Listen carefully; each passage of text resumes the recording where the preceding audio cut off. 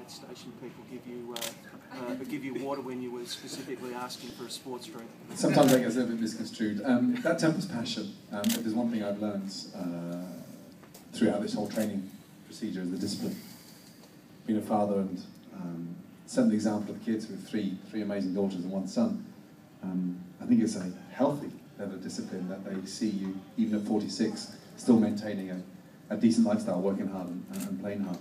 It was nice to see the youngsters participate in the mini Ironman a couple of days back.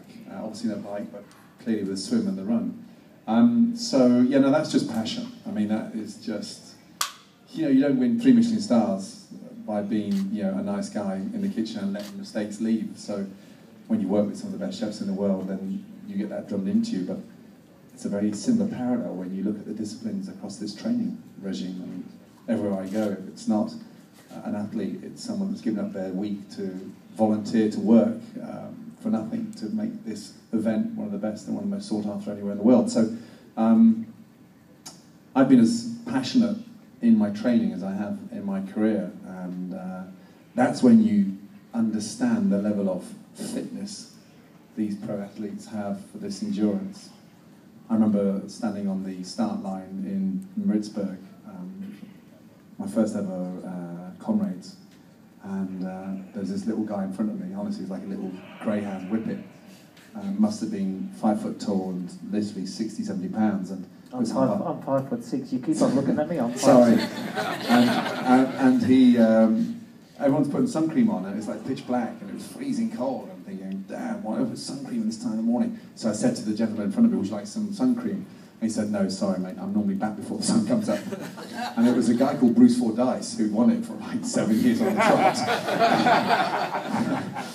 And then you think, God, an ultra marathon in like 5 hours and 42 minutes is extraordinary. So yeah, it's been an amazing week, but I'm taken back by the amount of support and what everyone's putting into this race to make it happen. So yeah, I think pressure's healthy.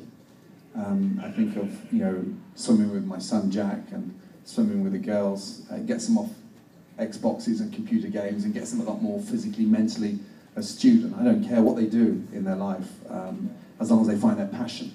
I think this whole Ironman phenomenon, when it starts from a mini to an Olympic, is about those levels of discipline that you need to gauge to have a balanced life going forwards.